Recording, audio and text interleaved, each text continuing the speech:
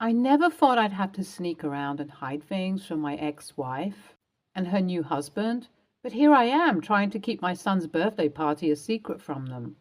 My son and I have always been close, even after the divorce. I made sure to spend as much time with him as possible. We would go to the park, play catch in the backyard, and watch his favorite movies together. And I had always gotten along well with my ex-wife. We had our differences, of course, but we had managed to maintain a cordial relationship for the sake of our son. We would exchange polite greetings and chat briefly about how he was doing. But then she started dating this new guy. They had only been together for a few months when they got married, and I barely knew him. We had never really talked, and I had never spent any time with him. At first, I tried to give him the benefit of the doubt. I figured he was just trying to fit in and be a part of our son's life. But as time went on, I started to notice that he was becoming more and more controlling. He would make decisions about our son's life without consulting me or my ex-wife. He would criticize my parenting and make snide comments about my relationship with my son. And worst of all, he would try to keep me from seeing my son as often as I wanted to. So when my son came to me and asked if he could have a small birthday party with his friends, I didn't see anything wrong with it. I talked to my ex-wife about it and she seemed fine with the idea. But then her new husband found out about the party, and that's when all hell broke loose. He called me up and started yelling at me, accusing me of trying to undermine his authority as a stepfather. He said that he should have been consulted about the party and that he had every right to know what was going on with his stepson. I tried to explain that it was just a small party and that there was no need to get so upset about it, but he wouldn't listen. He kept yelling and screaming, and I could tell that he was getting more and more worked up. Eventually, I had to hang up on him. I didn't want to escalate the situation any further, and I didn't want my son to hear all the yelling and fighting. But now it seems like things are only going to get worse. My ex-wife's new husband is threatening to take me to court over this. He says that I'm not being a responsible parent and that I'm putting my son in danger by throwing a party without his knowledge. I don't know what to do. I just wanted to give my son a nice birthday party with his friends. I didn't think it would cause so much drama and stress. I decided to have a serious talk with my ex-wife about him. I wanted to know why he was so controlling and why he felt the need to interfere in our son's life. At first, my ex-wife was defensive. She told me that I was overreacting and that her new husband was just trying to be a good stepfather. But then I could see the shame in her eyes. She admitted that she had rushed into the marriage with her new husband. She had been so caught up in the idea of having a new husband and a stable family for our son that she hadn't taken the time to really get to know the guy. And now she was starting to regret her decision.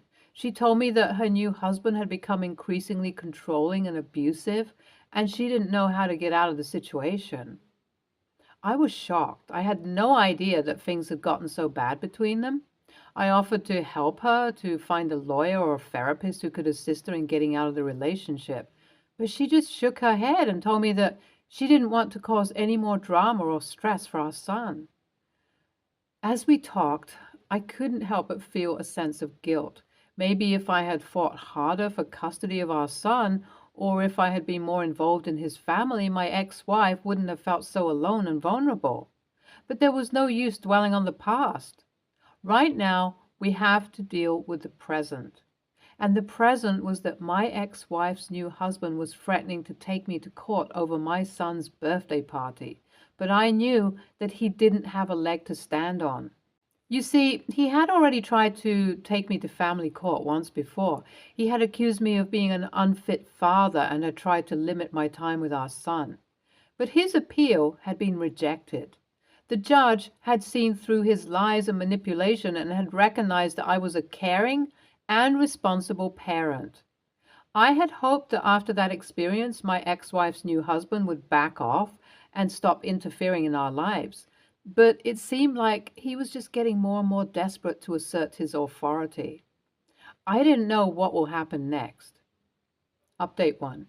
I knew that I had to stand up for my son and my rights as a father. No one was going to take away my relationship with him, no matter how hard they tried. So I decided to take action. I called my ex-wife and told her that I was going to fight for full custody of our son if she didn't get a grip on her situation. I couldn't let her new husband continue to manipulate and control our family. At first, my ex-wife was defensive. She told me that I was being unreasonable and had no right to interfere in her personal life. But I was firm. I told her that I had every right to protect our son and that I was willing to do whatever it took to ensure his safety and well-being. I also spoke to my ex-wife's parents about the situation. They had always been supportive of me and our son, and they agreed to testify against my ex-wife's new husband in court. They had seen firsthand how he treated their grandson, and they knew that he was not fit to be a stepfather. My ex-wife's parents were shocked when they heard about what had been going on. They had no idea that their daughter was in such a dangerous and abusive situation, and they were horrified to hear about the way that her new husband was treating our son. After we spoke, my ex-wife's parents sat down with her and had a serious conversation about what was going on. They told her that they were worried for her safety and the safety of our son, and that they would do whatever it took to help her get out of the situation. At first, she was very defensive. She told them that she loved her new husband and that they didn't understand their relationship. But her parents were persistent. They told her that love wasn't enough and that she needed to prioritize her safety and the safety of our son above all else. Eventually, my ex-wife realized that they were right. She agreed to keep our son with me until she could get a handle on the situation, and she promised to work with me and her parents to figure out the best way to move forward. One day, my ex-wife called me to tell me that she had tried talking to her husband about his controlling behavior, but it hadn't gone well. She sounded nervous and scared, and I could tell that she was on the verge of tears. "He just won't listen," she said.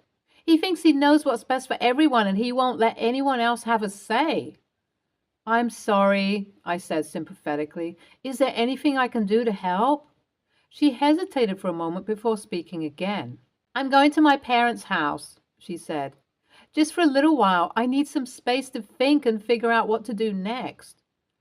I could tell from her voice that this wasn't an easy decision for her. Despite everything that had happened, she still loved her husband and she didn't want to give up on their marriage. But at the same time, she knew that something had to change. "I understand," I said. "Do you want me to come with you to help you talk to your parents?" She hesitated again before answering. "No," she said finally. "I think it's better if I go alone, but thank you for offering." I didn't push the issue. I knew that this was something she needed to do on her own to figure out what was best for her and our son. But I couldn't help but worry about what would happen next. Update 2. 1 week later. As I was dropping off my son at school, I saw my ex-wife's new husband waiting outside. He spotted me and made a beeline towards us. Before I could even say a word, he started demanding that my son come with him. I knew this wasn't going to end well, and I told him that our son was staying with me until the situation was sorted out. But he wouldn't take no for an answer. He got increasingly aggressive, and before I knew it, we were in a physical altercation. It was chaos. My son was crying, the other parents were screaming, and I was trying to hold this guy back from hurting me or anyone else. Eventually, I managed to break free. Security had gotten involved and held him down, and I called the cops. Other people had called too, including the school. When they arrived, they took statements from witnesses and separated us. I explained to them what had happened and showed them the text messages and voicemails I had from the new husband, all of which were threatening and abusive. The new husband was arrested and charged with assault. It was clear to everyone involved that he was not fit to be around my son, and I was granted a temporary restraining order against him. My ex-wife was called by the school regarding the incident with her new husband trying to pick up our son. She was shocked and upset, and she immediately called me to find out what had happened. I explained the situation to her, and she was relieved that our son was safe and that the police had taken action against her husband. She apologized for not being there to handle the situation, and I could hear the guilt in her voice. I reassured her that everything was okay and that we were just glad that our son was safe. She promised to talk to her husband with a lawyer and make sure that he understood that he was not to have any contact with our son. She also said she was going to file for divorce immediately. OP's ex-wife remarried too fast. The worst is with the wrong guy. People need to understand that they have children who will be affected by their wrong decisions. A major red flag was when the new husband tried to stop them from having a birthday party.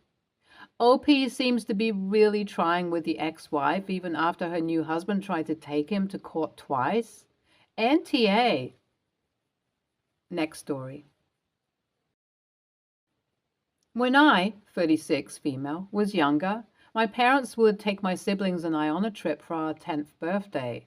It was our family tradition, and they want to continue with my kids, Sadie, 9, female, and Jamie, 6, male. Sadie will be turning 10 soon, so my parents told her that they will be taking her and Jamie to Disney. They're only paying for my kids, so my husband Sam, 34, male, and I have decided to save up to join the trip and make memories together as a family. Us, our kids, and my parents.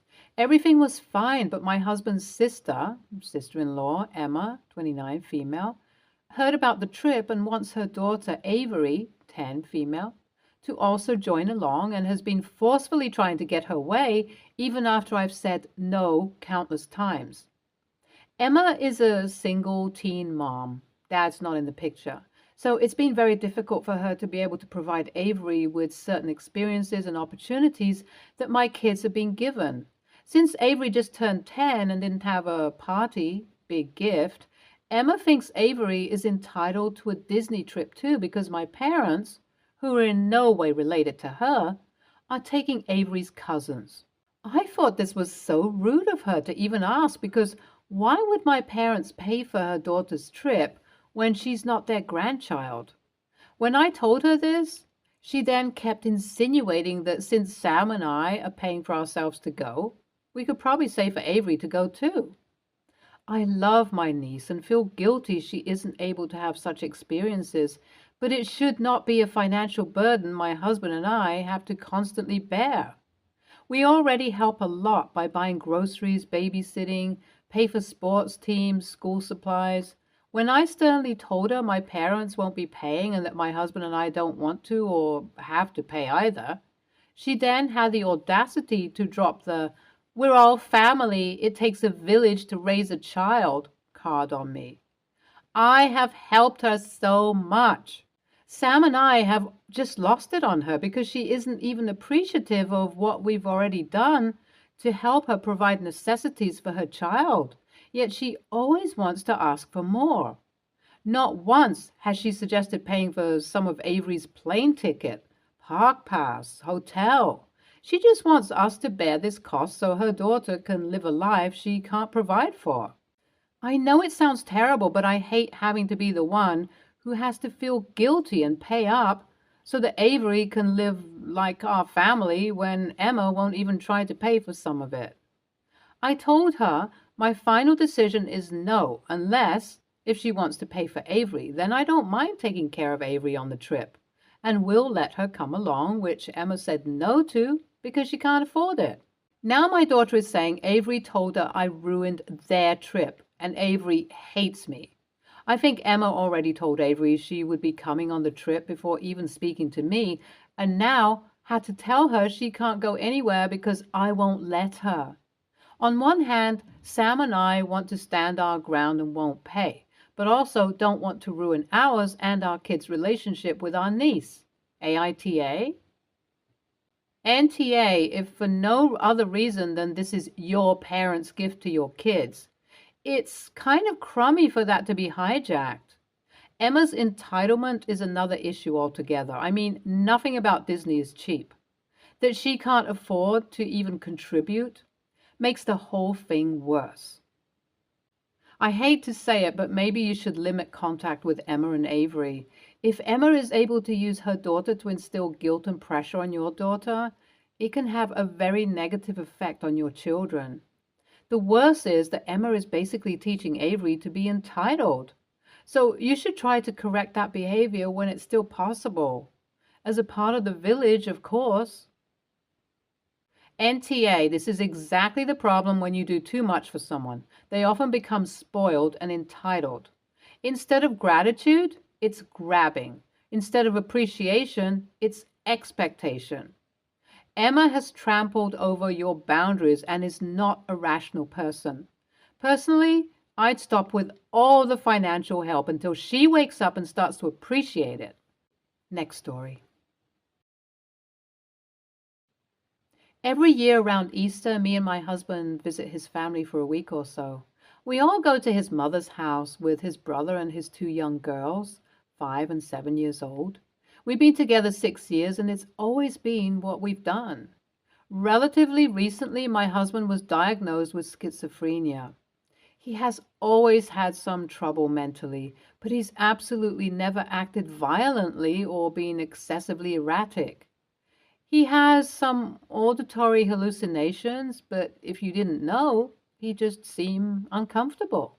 When we told his mother, she was a little off-put, but seemed generally supportive. That is until a few days ago when he was talking to her about our plans for the holidays. Apparently, she just straight admitted she didn't think we should come. She said that our nieces were afraid to have him there and that they were too young to understand his situation. She thought it would be too much for him and it'd just make everyone uncomfortable, so she thought we should visit some other time. He didn't argue with her. He told me about it that evening. He was clearly upset, but didn't say anything. Just said that she was probably right. I was freaking pissed. This is where I think I could be an a-hole, as he asked me to leave it alone. Today I called her while he was at work. To be honest, I was very mean. I said that it was my brother-in-law's job to teach his children to be tolerant, and they absolutely were old enough to understand. I said if she was willing to ditch her own son like that, she was a rat of a mother, and we didn't want to be there anyway. She called my husband in tears, and now his brother called me to say what an awful person I am and how hard this all is for her. This whole thing just has my husband depressed, and he's angry at me for saying anything at all. I still think what she did was freaking awful, but she's not my mom. I think I might have just caused my man more grief than if I had just shut up. But it's not fair, and he shouldn't think he deserves that or that it's reasonable to not want him around. I just feel terrible about everything. Am I the a-hole here? No, you're not the a-hole. What she's doing is awful, and it sounds like the whole family is on board with her shitty behavior. I would distance myself from them and do everything in my power to make sure my husband knew that I supported him. Is he getting any treatment at this time? YTA. How was this going to make anything any better? I get you were mad, and I agree, they handled his diagnosis poorly. But you had to know there would be collateral damage when you insulted his entire side of the family. I wish you would have just told her the truth, that he was devastated to hear that he wasn't invited and that they're misunderstanding the diagnosis for a condition he might have had his whole life. He needed an advocate in this situation. YTA, you had every right to be upset and angry on behalf of your husband. I would be too. But I would refrain from calling his family to chew them out. That almost always just makes the situation worse. Calmly discussing the situation with them is fine, but your husband has specifically asked you to leave it alone. You really should have. You may have honestly, unintentionally made his issues worse, as stress can worsen schizophrenic episodes. The fact that his brother is not understanding of how this mental disorder works sucks. Most people think schizophrenia means dangerous. They are wrong, but God help anyone who tries to educate them. You need to apologize to his mother for your outburst. You were out of line. You also need to apologize to your husband for making things worse for him. You should do whatever you can to start a new Easter tradition for you all to enjoy together or with friends if this will be your new norm. Stay tuned for more stories from Our Girl Relationships.